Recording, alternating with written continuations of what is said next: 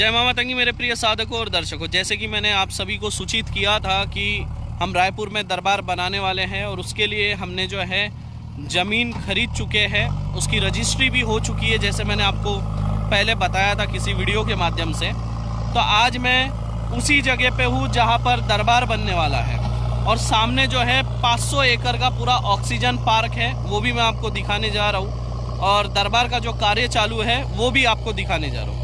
तो ये आप देख सकते हैं, ये हमारी कार है और ये पार्शु यहाँ पे हमारे साथ हैं, वो हमारी दूसरी कार खड़ी है।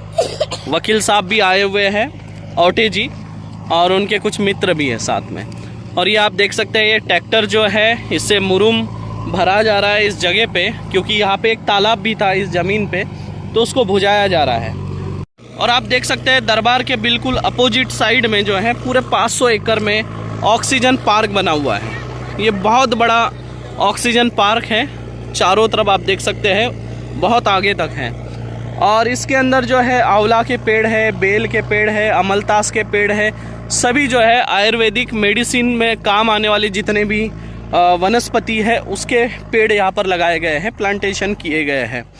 और यहाँ पे जो आप देख रहे हैं, यहाँ पे हम भविष्य में तालाब बनाएंगे और इसमें भी आप बैठ पाएंगे, इसमें स्टेप लगा देंगे, बहुत अच्छे से इसको सजाएंगे आगे। और ये आप देख सकते हैं इधर से जो है रोड जा रहा है, ये रोड,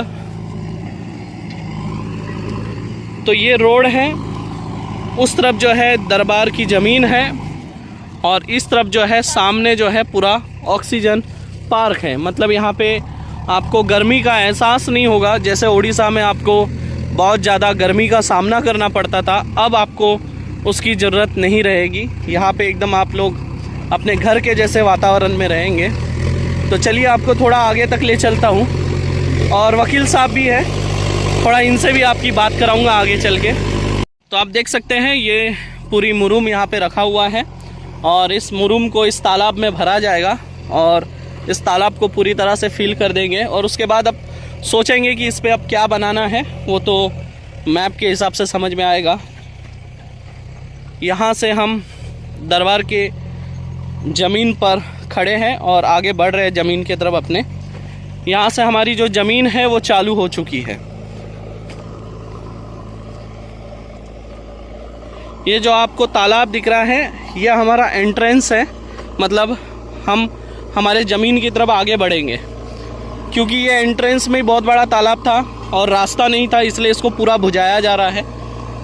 पर फ्यूचर में सोचेंगे छोटा सा तालाब रखने का यहाँ पर, क्योंकि हमारे यहाँ पे बतख है, राजहंस हैं, तो उनको तो पानी लगता है, तो भविष्य में एक छोटा सा तालाब यहाँ रख देंगे। क्यों वकील साहब? जी जी गुरुजी, हाँ। छोटा तालाब रहेगा तो बहुत अच्छा दिखेगा एंट्री में।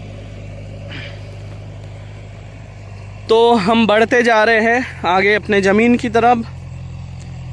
वैसे हम हमारे ज़मीन पे ही चल रहे हैं, क्योंकि ये जो बांदी है ये हमारे ज़मीन में ही है।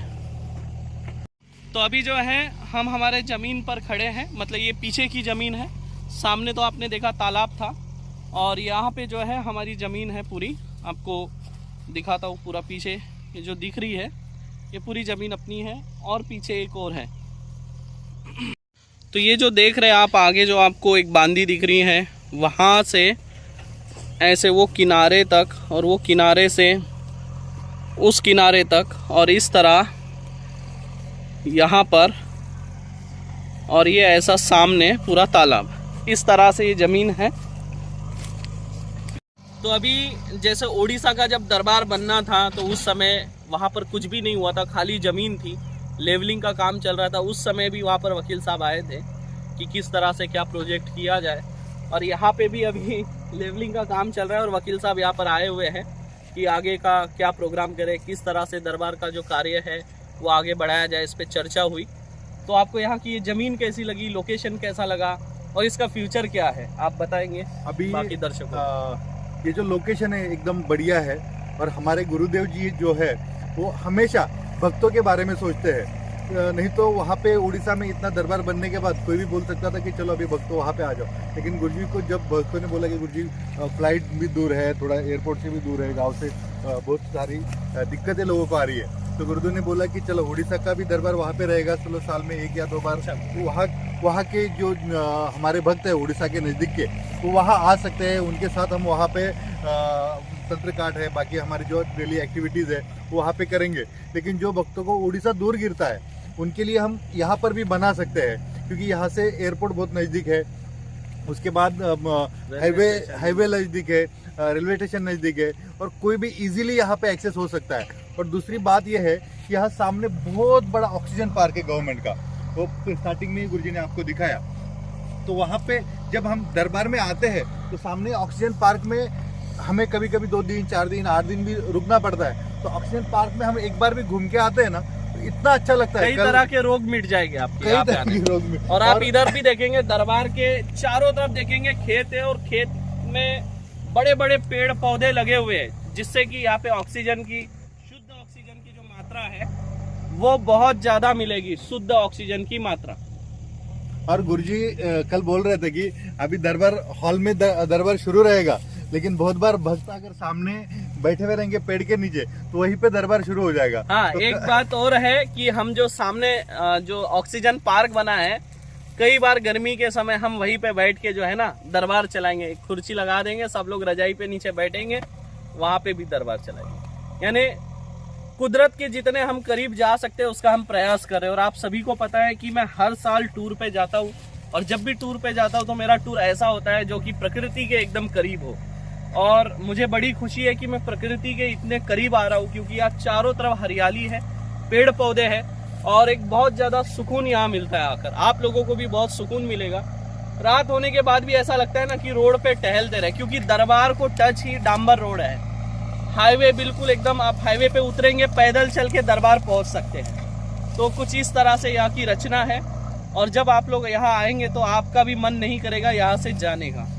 और कुछ बोलना चाहेंगे? और यहाँ पे जो भक्त दूर से आते हैं, जिनको लगता है कि चलो दरबार में हमें नहीं रहना है, तो गुरुजी ने उनके लिए भी सोचा है कि दरबार में तो फ्री रहना खाना रहने वाला है, लेकिन कुछ वक्त होते हैं कि दरबार में भी जगह नहीं होती है, उनको प्राइवेसी में होना चाहिए। जो कि अभी दरबार में आने वाले MP MLA बड़े बड़े इंडस्ट्रियलिस्ट, बड़े उद्योजक लोग भी है, कि उनकी भी हम सोच रहे हैं कि जिनको VIP तंत्रघाट के लिए आना है, वो दरबार में रहने के लिए नहीं रहना है उनको, तो वो बाजू में हम होटल बना रहे हैं। दरबार के बाजू में दूसरी और एक जगह लिया है, वहाँ पे 5 स्टार लेवल का होटल रहेगा, और वो भी हमारा ही रहेगा।